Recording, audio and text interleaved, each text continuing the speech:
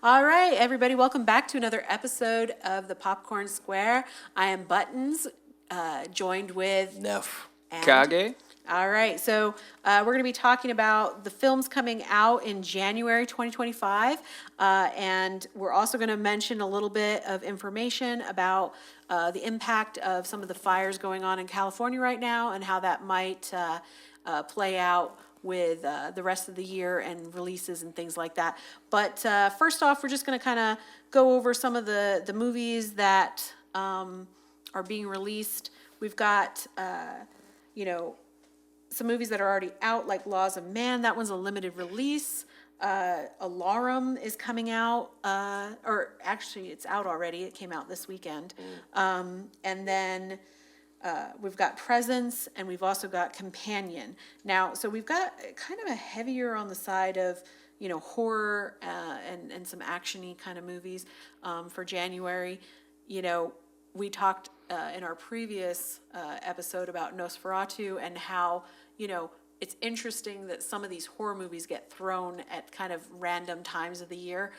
January, to me, also seems kind of weird to have horror movies in, but at least it's after the holidays, so we can give them that. I did watch some trailers for some of these movies, like Companion and Alarum. I wouldn't say the cream of the crop as far as movies go. Like these don't pique me as being like, oh yeah, they're gonna make a ton of money this, in January or in general, even. Some of them look interesting. I think Companion, I would say, is probably the most interesting. I'm going to bring up an interesting bit of information once you okay. get done on Companion. I think both of you are going to be floored at this budget. Oh, okay. All right. So just to kind of give you like a little brief, idea, it is horror. It is, basically the guy captures. It's not necessarily capturing. It's just I think there's a man who he buys a robot, right? Okay. A subservient robot. Yeah. And apparently the robot loses it. And so it's what happens in the aftermath of that. Right. But that seems like something that is interesting, could be a stream to me. Yeah. But that is the gist of this movie. It's definitely going to be for the adults, that's for sure. Oh yeah, yeah. There's definitely some. There's going to be I like some the brutality. aesthetics. There's I some like the brutality aesthetics to with it. It's trying to look like something where it's like, oh, this is kind of lighthearted. Then you look at a little bit of the details in the poster, and you're like, oh no, it's not. No, this is going to be a little different. You know what I mean? Right. Maybe like take out the Barbie element, right? So you think Barbie, right? Instead of her being a doll, right? Yeah. Have her be an android that starts killing people. It's a different type of Barbie there. Right. You know what I mean? So I think it could have its niche. From to the be producers that brought you Thanksgiving. Hey, funny listen, I'd enough, watch that Barbie I do think on the poster here, and not to get sidetracked here, we're gonna let Buttons continue with what she's got going on, but at this poster, and Kage is gonna love this. He's not gonna see this coming. A new kind of love story from the creators of Barbarian. What? The people that did Barbarian made this. No, I heard you. I just processing.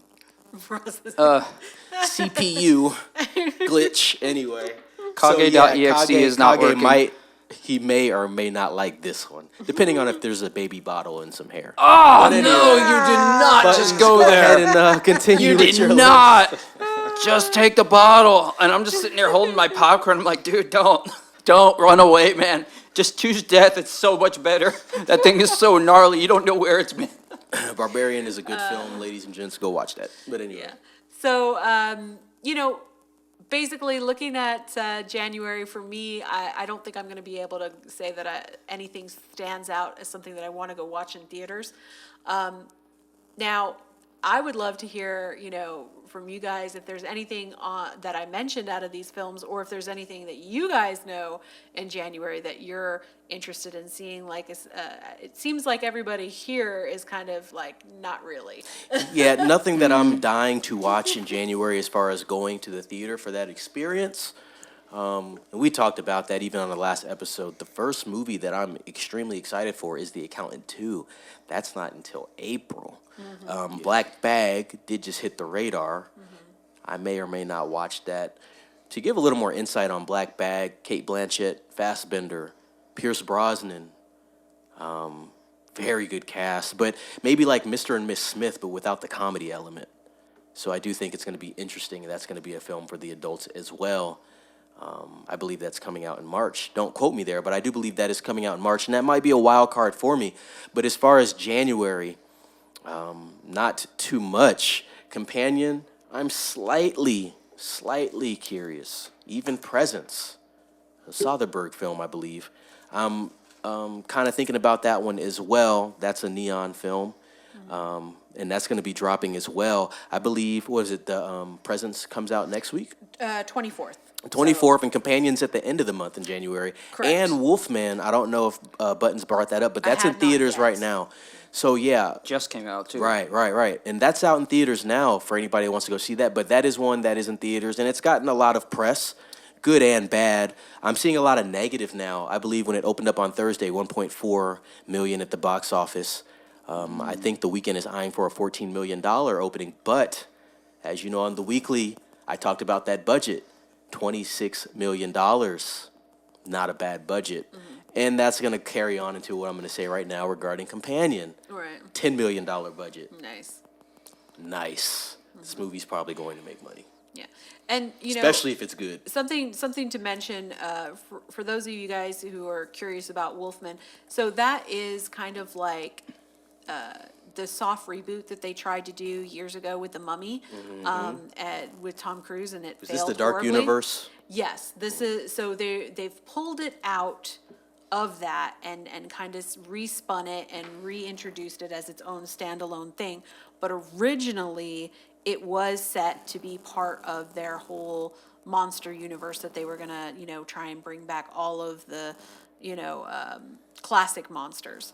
And I do believe there is also set to be some Frankenstein movie coming out later this year. Possible. So, if you're interested in the classic monsters, I feel like Wolfman would be, a good one if you're wanting to see something like that in theaters. Because visually speaking, it does look like it was well done. And even though it doesn't have a really high budget, it might be one that surprises you. Don't go in there with like huge expectations for it, because they really didn't give this a lot of promotion. Like they just kind of were like, hey, also, here you go, Wolfman. January is always a weird time for films. One reason I did say that 2025 has us in a position where it's kind of shaky when we're looking at the schedule of releases is because in January, at least we had The Beekeeper. People can Right. say what they want about Night Swim, but Night Swim did 3x at the box office. We at least had those two for sure. Forgot what year it was. Maybe Kage can help me with this. It might have been 22 or 23. I believe Megan came out in January. So there's always been something in January, whereas right now we're looking at January and it's like, oh, we're Not We're really. scraping the bottom of the might barrel be right something now that for January. surprises, and I'm leaning towards Companion, but that is at the end of January. That's the last day of January. You Right. might as well call that a February release. Right. You know what I mean? Yeah, I and then you mean- have these LA fires that we're going to talk about where it is affecting certain things like premieres of films. And that does have an impact because Wolfman's premiere got completely pushed back. I don't even know if they did a premiere because of that. It might have just got canceled altogether because of the fires. And a premiere is a premiere. That is good press. Sure. You can run that circuit through Hollywood Reporter, Variety, all these big publications, and if it gets canceled, well, if people are already on edge about the movie, it's not helping. Kage, what do you think about January, sir? Yeah, so January is definitely quite light for me. I'm definitely curious about the Presence movie, so I might be on the lookout for that.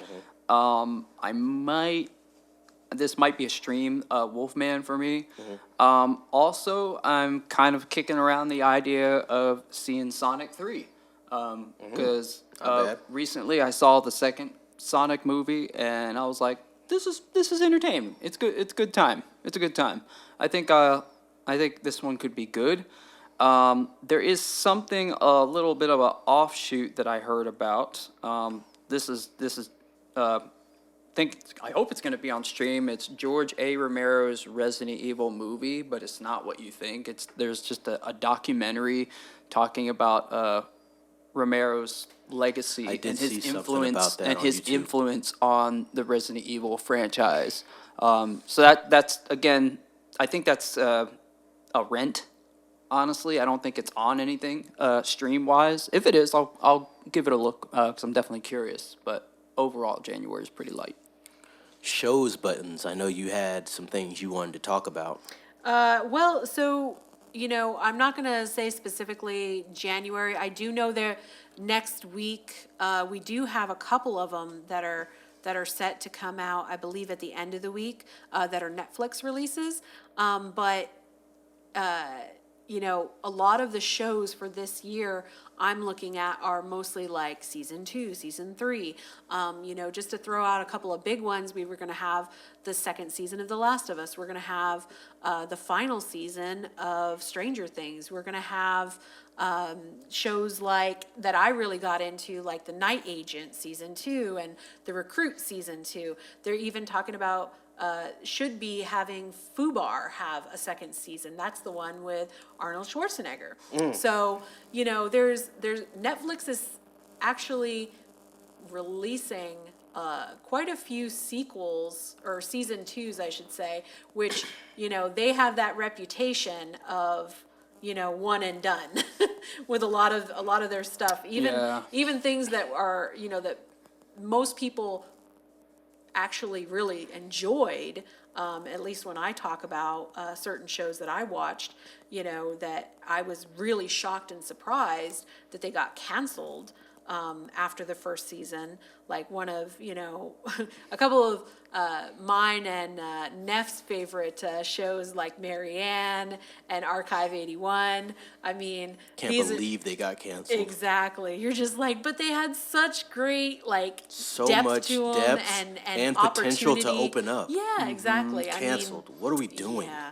So you really never know when you're looking at some of these stuff. And Neff mentioned like there's going to be I think a final season of You, which was another show that Netflix actually had so this is like five seasons. That's that's kind of unheard of in terms of their particular model of just cutting these shows off for whatever reason, not having high enough viewership, costing too much money, having issues.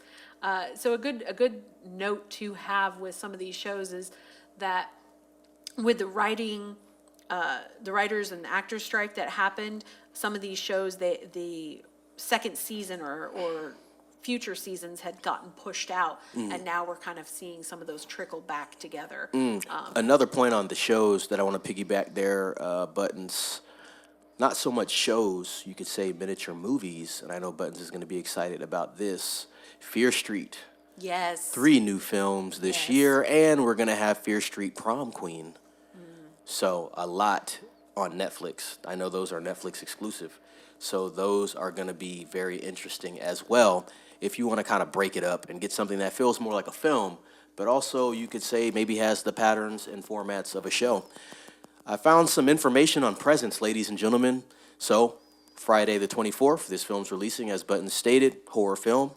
89% tomato meter on Rotten Tomatoes from the critics. You can take it with a grain of salt if you'd like. I would like to see the reviews from the actual audience on that popcorn meter.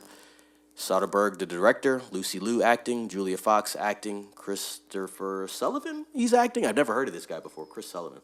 Never heard of him before.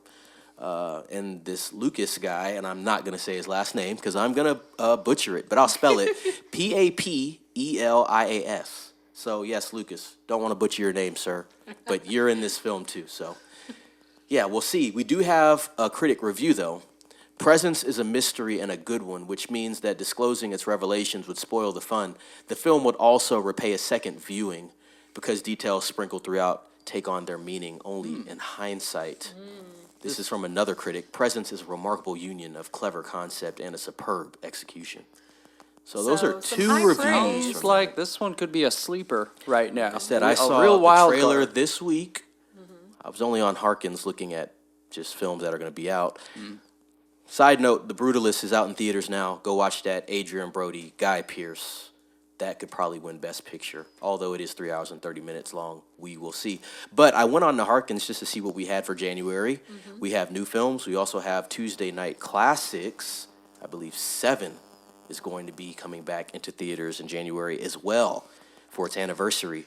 IMAX and without IMAX. So I think What was the original it's so year? funny because 7's going to come out in January, and even though it's some old movie from like 1997, it's literally probably going to be the best movie that comes out January? in January. January? It'd be the one worth watching, especially in IMAX. It's a 4K remaster from Mr. David Fincher, who we talked about on one of our podcasts. So go watch that. We did our director's pick, and we need to do that again, but Thought-provoking movie. thought-provoking for sure. But yeah, I'm on Harkins. I saw the poster and I said, this kind of just popped up. Let me look at the trailer. So apparently they've been putting out trailers for 4 months under the radar. I said, oh, Neon. Well, I saw Long Legs, Neon, same studio. We talked about this before. Watched the trailer and I said, okay, this movie's either going to be really good or really terrible. It's one of those. I don't think there's actually- going to be a gray area here. It's interesting that you You brought two should up... watch that trailer when you leave here. It's interesting you brought up Lucy Liu, because I will say this, I feel like I'm seeing her in more projects lately. So obviously she was in Red One last year, but now you're mentioning she's in this film, and then I feel like I've seen her in a trailer for another film that's also coming out this year. So I feel like maybe she's actually, gonna come back around and be in some more. This is an interesting more role for her. I think this is interesting, probably going to be, films. not that I'm like super big into her filmography, but when I'm thinking Lucy Liu, I'm thinking a certain type of film. Even now she's getting into her little older age, she's doing different things. I know she's in Red One. That's kind of interesting for her, to be quite honest. But yeah, Lucy Liu, decent actress. I don't think she's premiere at this point anymore, but it was interesting that she was in a film like this. I've never seen Lucy Liu in a film that has a paranormal aspect. Kage is going to really love this review from Morjani Rawls of Substream Magazine. Presence may not reinvent the paranormal genre, but it's a welcome stylized deviation. Okay. He likes these type of movies. I So do. I think this might be one he needs to go at least give a chance. All right. But yeah, Presence from Neon. And, just something to throw out there that came up on my radar. I think did I'm see stuff for definitely gonna- Companion when I saw Heretic and different movies in December. So Companion didn't pop up. It's something that I have seen. And like I said, I'm slightly interested in the film, but who knows? Might be something I stream. Kage, any thoughts? Yeah, I mean, just listening to you guys talking more about Presence, I'm definitely going to look into that, because I think that will be right up my alley. Especially with as bleak as January is looking for me. I think that might be the one big thing. Yeah, I think, man, like I said, this is either going to be real good or it's going to be I'm walking out. You know what I mean? Because this is not what I thought it was going to be. Sure. And hopefully, hopefully it's a good film. Hopefully it's a sleeper in January, because January needs it. Anything else for shows, Kage or Buttons here?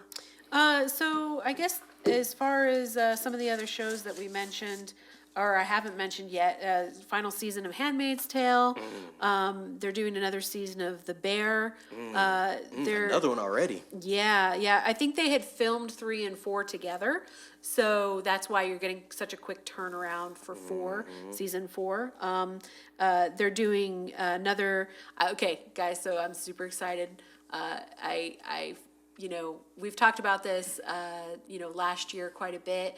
There were shows that I didn't get to watch because I didn't have HBO, but I do now have HBO, so I will be binging some of these shows. Like, I mentioned Last of Us. I'm currently watching that. It hurts so good. Also, plan on binging Harley Quinn. There will be a new season of that. I think it's actually starting to show right now. They're doing like the whole, releasing only a couple episodes at a time, which seems to be, I'm not terribly upset about it, but I can pretty much guarantee you I will wait to binge them. I will not. There's very few shows that I will watch weekly, just because I would prefer to binge them. I don't want to get That's fair. cliffhangers every week to where I'm like, I need more. That's a fair assessment. But there's going to be, as I mentioned, second season of Wednesday, and honestly, there's quite a few shows that I would really love to just binge all through some of these shows, but there's only so much time. So when you're talking about like streaming movies or streaming shows or going to the theaters, all of that kind of stuff plays into how much time do we really have for all this content. And we've talked about this before on the Popcorn Square, where there's so many streaming services and so much content out there now compared to how things used to be, where it was like there's only a couple of movies, there's only a couple of shows, Yeah. there's, you know, and now it seems like there's so much extra content out there, especially with all of the streaming services wanting to create their own new content as well as provide you with older content in order to keep, you know, their subscribers happy with, you know, having available material to watch. So for me, finding some of these shows and going like, oh yeah, like I mentioned before, The Mentalist, like I'm still trying to binge through all, I think there was like 6 or 7 seasons of that. So it's like, wow, now that I have HBO as well, I'm catch like, up. oh, I have extra stuff now that Got to add to your plate. Exactly. And you have quite a bit. The Penguin, Dune Prophecy. Exactly. Me and Kage are stuck on episode 3. Good. I will force myself to finish this, but I I'm not understand I'm what he not was sure saying about that that. Dune is going to be on my watch list. Penguin needs to be on it. Right, I do have Penguin on my watch list. Get Last of Us done first, though. Yeah. Because in April, season 2 is releasing. Right, right. There's quite a few that are releasing early in the year as far as shows that I'm interested in. Yep. Like Jack Reacher, as I mentioned Yep, before. Jack So, Reacher, yep. you know, around March, and I'm like, oh man, I've got a couple movies I want to watch. I got a couple shows I'm going to want to watch. Got some It's good balance It's a lot there. of content sure. to try and digest. Next topic, how could we not? The LA fires, not so much about everything going on in the Palisades, but how is that going to affect the industry itself? So we have had some premieres canceled or pushed back. I saw an article today from Yahoo stating that the Oscars, you call it the Academy Awards if you want to, the technical name, right? They're going to be fully going forward with having the show. Are they going to relocate it? I didn't look into that detail. I'll probably get more information on that as we get closer, but Show it must go looks like on. they are going on with the Oscars. There's been some celebs voicing some concern about that, so that's interesting. And there's been a lot of other things, a lot of events as far as Hollywood goes for the award show season, because that's the season we're in right now at this point, that have been delayed or postponed. So what do you think? Do you guys think that some studios may leave Hollywood Well, I eventually mean- because of just the risk to this? I don't know about necessarily because of fire. I mean, I know Mm-hmm. we've discussed over the years that Hollywood has had to branch out to cheaper filming Mm-hmm. Right, areas. right, expensive. Georgia, Canada. I mean, I know you Mark Wahlberg just went to Las Vegas. He's doing his own studio. Right. Tyler Perry already has his own studio in Atlanta. Right. So Georgia is a huge. Disney does a lot of filming in Georgia. So I mean, a lot of the Avengers and Marvel movies all have that Georgia peach on them. So I think Walking the Dead was Thunderbolts. filmed I in think Atlanta. the Thunderbolts was actually doing reshoots in Georgia. That's a film that's coming out that we didn't talk about. That's going to So- be the second big Marvel film this year. But what'll be interesting is, you know, there's a lot of history steeped in Hollywood in terms of their sets. Correct. And the studios, you know, that have these huge lots of, you know, already built sets that they recycle over the years. Not to mention huge warehouses full of props and costumes and, you know, even just a lot of film is stored there, old films. So it'll be very interesting to see if these fires get to the point where it's impacting those studio lots, and the people who live around there and use that space. You know, what is that going to mean for any of the shows or movies that are currently being filmed on there? Are they going to simply scrap the whole place and try and relocate it somewhere else? Are they going to turn it into like a museum and just be like, I think it'll hey, be slow. I don't think it's going to be all of the studios uproot. But I do think in the future, like you're saying, and that's a good thing, a museum, that was going to make money. You know what I mean? Right. Oh, we can leave here, right? we're moving along with the evolution of this. It's actually cheaper to shoot there. We're getting all the tax rebates from that state, Right. rather than probably paying triple the taxes in California, right? Right. Then you don't have to deal with all the regs. Even if it's Hollywood, they still got regs, right? Right. Right? And so we just make it a museum. Well, Now Warner Brothers lot is a museum. We make money here. We make money there. Either way, they're gonna make their money somehow. Yes.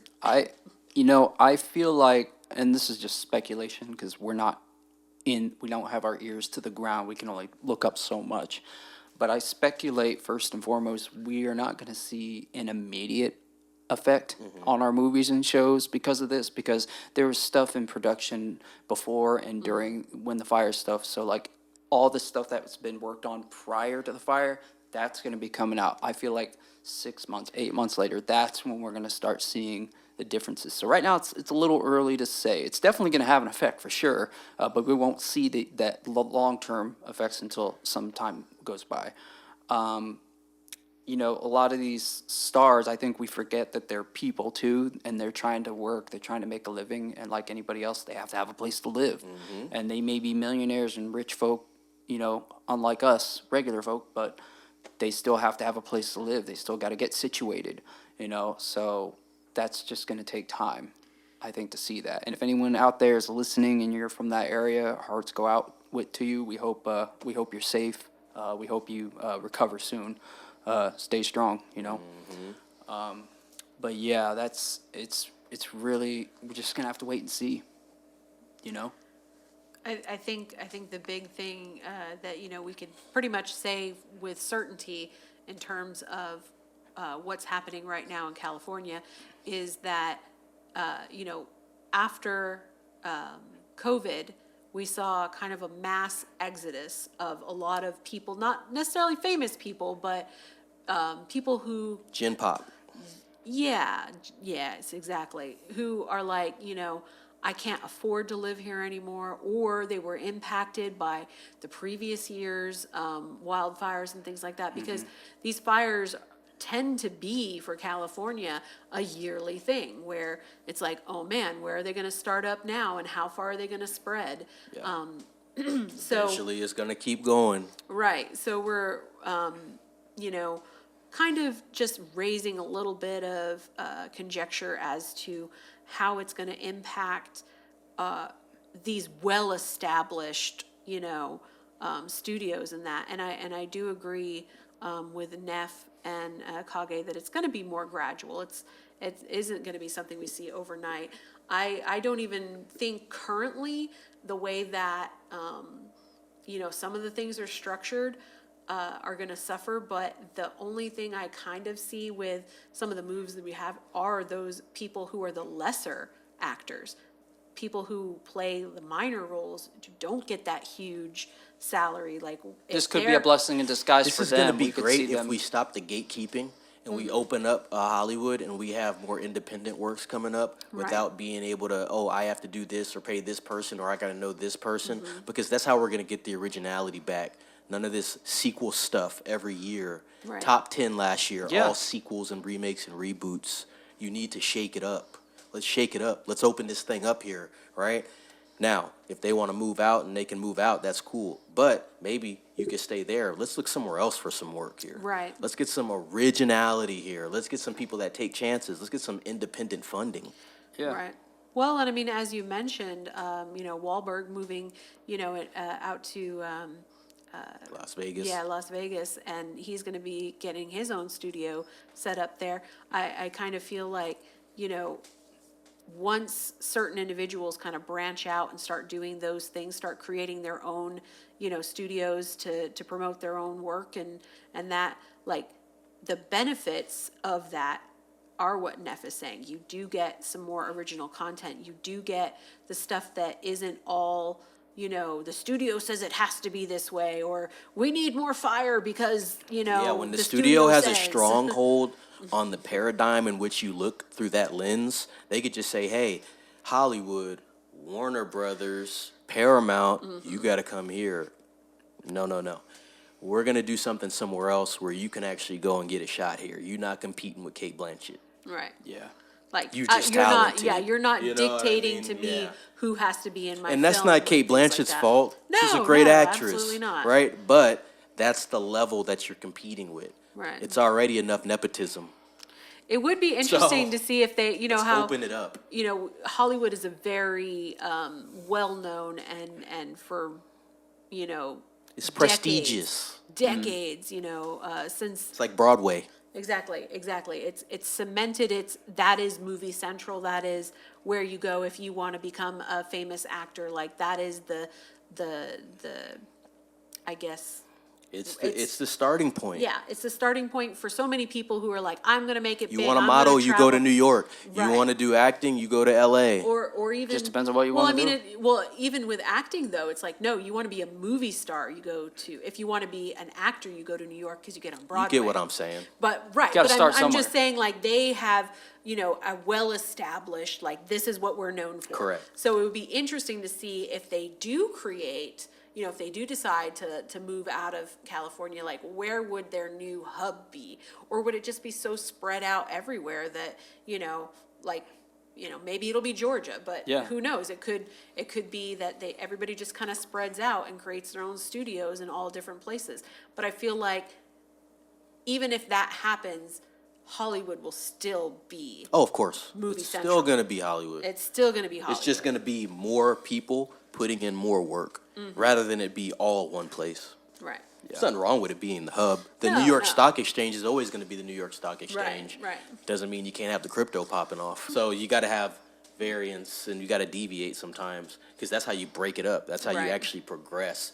If it stays in the hands of these people the whole time, well, then you're just gonna get Furiosa 10, like, you know what I mean? Or you're gonna get Avengers 80, like you're going to, especially if Doomsday and Secret Wars works. You think they're gonna Wolverine stop just because the Russo 72. brothers aren't back, or because Robert Downey says, you know what, I got my 100 million, I'm done. No, man, that made money, man. We're gonna keep going here. I know Greta Gerwig came out and said she doesn't want to do Barbie 2. We don't have a story for it. Think Warner Brothers cares about that? You step aside. We're going to bring someone else in. We're going to bring Margot back, and we're going to make another movie that's probably going to make $800 million. Look, if I want to It's so funny you mentioned that because I did finally watch Barbie. I watched half of it. I said, I don't. It was kind of tough to watch It's a that lot. movie. It's a It was lot. tough to watch that movie. To me, it started off like real kind of like funny, and then it got a little too serious, and it didn't need to be. And I was like, this is weird. It's It's extremely political. it's very. But I knew that watching it. But I was like, when is it going to start? Is it going to start off the rip? That's the funny thing. This was a film. Funny you say this. This is a film that I already knew everything about it for the most part, and I'm going into it to watch it for myself. So yes, I started Barbie 2, and I was watching it. I was like, okay, cool. I like the Ryan Gosling in New York. He's like, oh, money, American dream, Americana. I was like, oh yeah. He's seeing got what it's like horses. here. It's America, baby. Yeah, it's like, this is Horses. America, baby. You know what I mean? Like, he's not a Barbie, he's a man now, right? Yeah. And then you have the element with Margot, which is cool too. But then it got real weird. Like, what's her, America Ferrera. okay, sorry. America Ferrera. She comes out and it's like this weird, like, oh, I need to be everything. And if I'm not everything, well, then I'm not a woman. And then I'm just like, girl So balls. so that let's was just chill out with this. so the whole thing with feminism on that, and I will just say this, is they're like, yes, feminism, right? Like Barbie can be anybody, and that's great because we're gonna cure all the ills of the world by doing this. And they even like poke fun at it at the beginning where they're like, well, at least that's what the Barbies think, that they solved everything by being Barbie, right? And they cured all the all the problems of the world because like with equality and things Right, like right, that. right. But then at the end of the film, the thing that stood out to me was like, you're promoting equality, and then at the end of the film, they're like, oh, one of the Ken dolls is like, oh, can I have a spot in the Supreme Court or whatever? They're like, no, we can't give you that. Like, we'll give you something on the lesser court. And then they made a comment, something to the effect of, yeah, maybe one day the Kens will have as much representation in Barbie land as women have in the real world. And I was all like, that's not equality. If I was in the then. movie at that time, that would be the moment where I just Like, get up it's and like, walk dude, out. make That's just- not equality then. Like, what are you trying to When I like, saw you're the trying to trailer teach for kids Barbie, about I knew Barbie was going to make money. I said, it's going to be a great family movie for the kids. They're going to love it. There's adults in it, but it's going to be family friendly. And then after you hear everything she just said right there, it's like, nah, bro, they cloak this good. Like, but I knew it was gonna make money because, dude, it appeals to multiple generations of women.